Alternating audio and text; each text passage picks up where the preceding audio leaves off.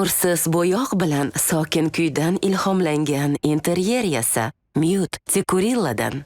Hammaga salom va nihoyat juda uzoq kutilgan O'rgimchak odam yangi kun filmining ilk treyleri, teaser emas, haqiqiy katta treyleri chiqarildi. Hozir treylerga reaksiya qilamiz va to'laqonli tahlil qilamiz. Shunday ekan videoni oxirigacha ko'ring. Albatta like bosing bu kutilgan treyler uchun, kanalga obuna bo'ling va o'z fikrlaringizni albatta yozib qoldiring va biz treylerni ko'rishni boshladik. Teskari bo'lib o'tiribdi. MJ, come on, pretend like you're not the happiest you've ever been in your entire life. Jonli efirini ko'rib o'tiribdi-mi? I knew it. G'alati emasmi kadrlar? Wow. Okay. Muzika zo'r. My name is Peter Parker. You don't remember me, Oh, but we used to know o'sha each other. kafega kelib o'tiribdi. Something bad was going to happen, and the only way to stop it was to make everyone forget about me. New York kaliti topshirildi. Because I'm O'rgimchak not just odamga. Peter Parker. I'm Spider-Man. Spider-Man. The hell, Frank? You just hit me with a van! Frank Castle shu yerda. Suit yourself. Yaxshi. Go home! Uyga bor. And sometimes Spider-Man has to do the hard thing, even if it breaks Peter Parker's heart. Opa. Opa. What is Mana happening bu to me? O'rgimchak odamni musiqasi. What?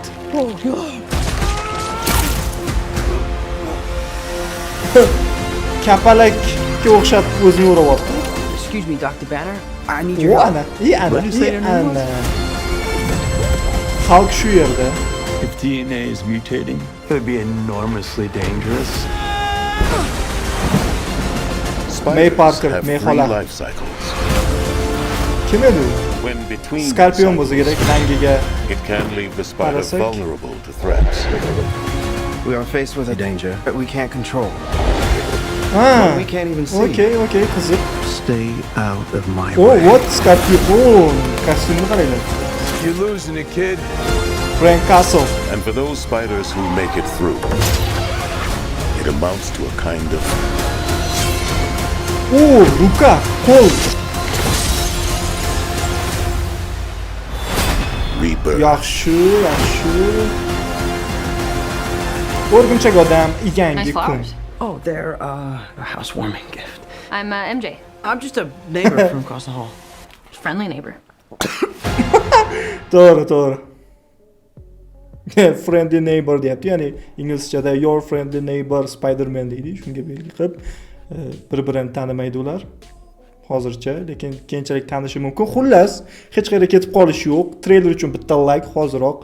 O'z fikringizni yozing hoziroq va endi treylerni to'la qonli tahliliga o'tamiz. Shundan keyin ketib qolish yo'q. Boshladik.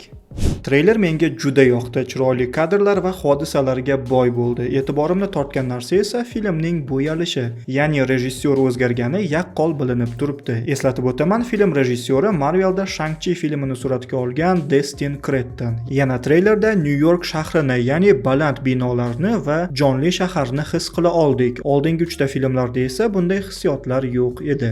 Kostyumga keladigan bo'lsak, o'sha 3-film so'ngida o'ziga tikib olgan kostyumi hech qanday texnologiyalarsiz. Shu sababdan uni kir mashinada yuvsa ham bo'ladi. Ushbu uchish sahnasida esa kostyum matosining pirpirashi albatta yanada reallik qo'shadi. Bunday holatni Andrew Garfieldning O'rgimchak odamida ham ko'rgan edik. O'zi treyler o'sha yangi O'rgimchak odam filmlarini eslatib yubordi. Eslasangiz 3-filmda O'rgimchak odam Peter Parker ekanini butun dunyo esidan chiqarib yuborgan. Shundan so'ng Peter Parker mutlaqo yangi hayotni boshladi. Shu sababdan film ham yangi kun deb nomlandi. U 4 yil davomida Peter Parker bo'lib emas, New Yorkdagi jinoyatlarni bartaraf etib, O'rgimchak odam hayotida yashadi. Peter Parker esa hech kim bilan tanishmagan, May xolaning qabriga borib turgan va Ned hamda MJ ishlaydigan kafega ularga sezdirmasdan kelib kuzatgan xolos. Ha, film voqealari 3-film voqealaridan 4 yil o'tib sodir bo'ladi. Ushbu Peter yozgan xatning to'liq tarjimasini kommentariyaga yozib qo'yganman.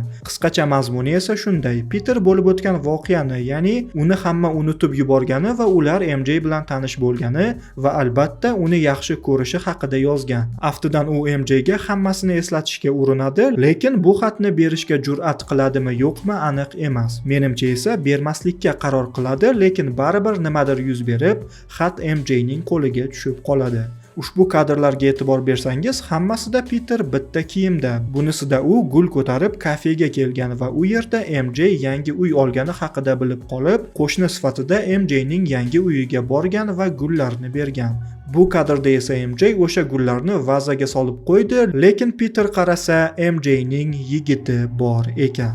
Bevafo dunyo, qo'lda 20 litr benzin ketyapti kanistrda. Lekin MJ o'rgimchak odamning ashaddiy muxlisasi. Buni xonasida ilingan rasmlardan bilishimiz mumkin. Ammo film oxirigacha MJ Peterni eslaydimi yo'qmi aniq emas. Ha, bu kadrda bilib bo'lgandek ko'rinadi, lekin bu shunchaki o'rgimchak odam MJ ni yomon hodisadan qutqarib qolgan vaziyati bo'lishi mumkin. Xullas, bu syujet nima bilan tugashini filmning o'zida bilamiz shekilli. Lekin qiziq detal bor. Ya'ni MJ hali ham Peter ikkinchi filmda unga sovg'a qilgan taqinchoqni taqib yuribdi ekan. Bu kadrda ham Peter o'sha kiyimda va unga nimadir bo'ldi. Ya'ni mutatsiyaga uchrashni boshladi. Demak, Peter filmning boshidanoq mutatsiya qilishni boshlaydi. U hushidan ketganidan so'ng xuddi kapalakdek ko'kindan chiqdi. Ya'ni endi u web shootersiz ham tabiiy to'r ota oladi. Xuddi Tobey Maguire'ning o'rgimchak odamidek. Bu Peterga yangilik bo'lmaydi, chunki u 3-filmda Tobey Maguire bilan uchrashganida tabiiy to'r haqida bilib bo'lgan edi. Tabiiy to'r sun'iysidan ancha mustahkam, chunki bu kadrda Peter ular bilan qilichni maydalab tashladi. U o'zida bunday o'zgarishlarni sezganidan so'ng nima qiladi? Albatta, bu bo'yicha professor Bruce Bannerning oldiga boradi.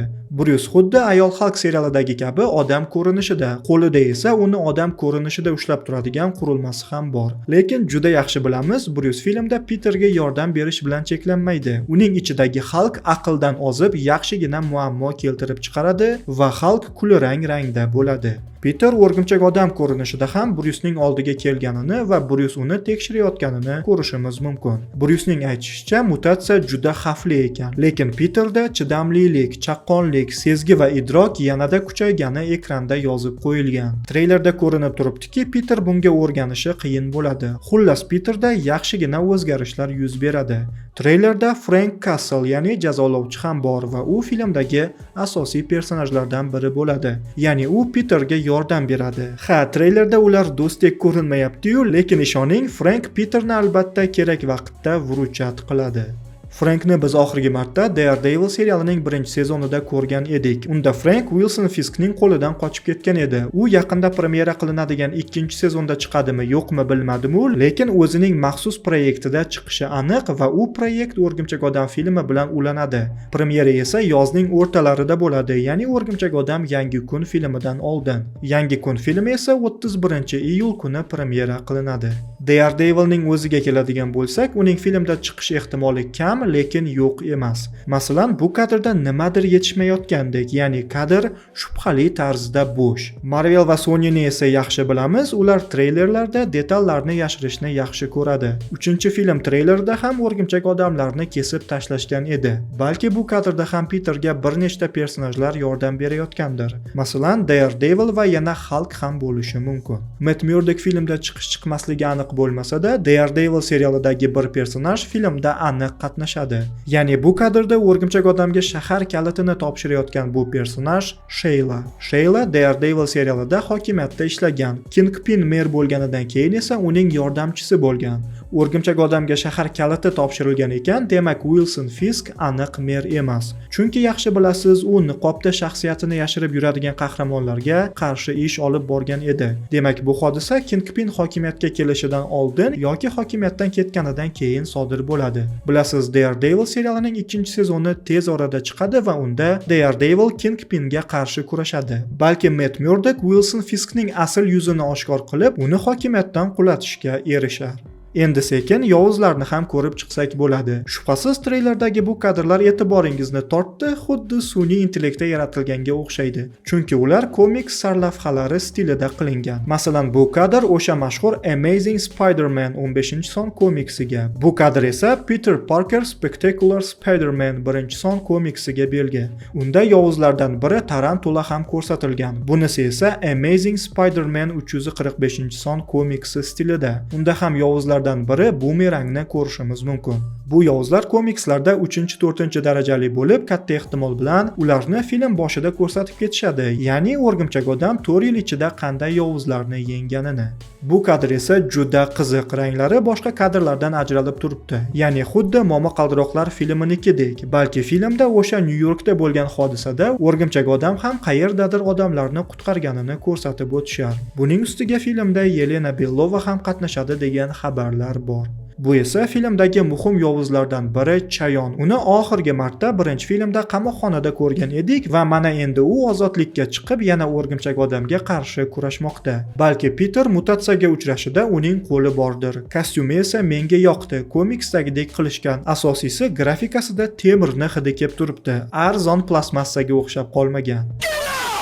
Treylerdagi eng asosiy va sirli yovuz bu aktrisa Sadie Sinkning personaji. Haligacha u qaysi personajni o'ynagani aniq emas, lekin u odamlarning ongiga kirib, ularni boshqara olishi aniq bo'ldi. Ishonchli insayderlar esa ancha oldin uni Omega darajasidagi mutant Jean Greyni ijro etadi deyishgan edi. Treylerga ko'ra esa rostdan ham shundaga o'xshamoqda. Oxirgi marta bu personajni mutantlar olamida Sophie Turner ijro etgan edi, ya'ni Phoenixni. Lekin bu darajadagi personaj o'rgimchak odam filmida biroz mantiqsizdek tuyulmoqda. Ko'ramiz filmda qanday tushuntirishar ekan. Bilasiz, yuqorida aytganimdek filmda Hulk aqldan ozadi. Balki aynan Jean Grey uning ongini boshqarib, Hulkdan qurol sifatida foydalanishi mumkin. Ushbu avtobusda o'tirgan qizning kiyinishi va soch turmagi esa komikslardagi mutant Rogue'ni eslatib yubordi. Bu kadrlarda Jean Grey Damage Control binosida hibsda o'tiribdi. Faqat yuzini ko'rsatishmadi. Katta ehtimol bilan esa bo'ynida qobiliyatini bloklovchi qurilma bor, mutantlarga taqiladigan.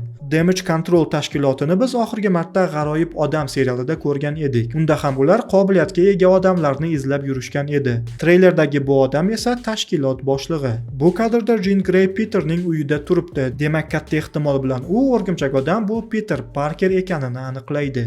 Bilasiz, Jean Grey aslida yovuz emas. Shuning uchun u film oxirigacha yovuz ko'rinishida bo'lmasa kerak. Bunga sabab ushbu kadrdagi qizil kiyimdagi ninjalar. Netflix suratga olgan Daredevil va Defender seriallarini ko'rganlar bu ninjalarni juda yaxshi bilishadi. Ya'ni ular qo'l nomli jinoiy guruh. Qo'l guruhi juda qudratli va ularni yo'q qilish deyarli imkonsiz. Hatto Daredevil va uning jamoasi ham bu ishni uddalay olmagan. Mening fikrimcha esa filmdagi asosiy yovuz aynan qo'l guruhi.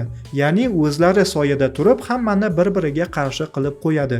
Chunki ular bunday ishlarga juda usta. Shunda bu kadrda o'rgimchak odam bilan birga Jean Grey ham ninjalarga qarshi kurashayotgan bo'lsa ajab emas. Lekin bularning hammasi shunchaki taxmin. Filmda umuman boshqacha bo'lishi mumkin. Yana bir qiziq kadrlardan biri bu qamoqxonada Peter tizzalab o'tirgani. Niqobi ham yo'q, ninjalar esa unga hujum qilishmoqda. Ajablanarlisi uning ko'zlari qorayib ketdi. Ha, bu albatta Venomni eslatadi. Simbiotning bir bo'lagi esa bu olamda bor va Peterga simbiot kirib olgan bo'lishi ham mumkin. Lekin buning ehtimoli juda kam. Menimcha esa ko'zining qorayishi mutatsiyaga uchraganidan. Yana bu narsa komikslarga belgi bo'lishi mumkin. Ya'ni Peter Parker ulkan o'rgimchakka aylanib qolishiga. Agar Sony bunday dahshatni ekranda ko'rsatgisi kelmasa, kamida Peterdan yana 4 ta qo'l o'sib chiqishini ko'rsatishlari mumkin. Ammo filmda shunga o'xshash hodisa bo'lishi aniq.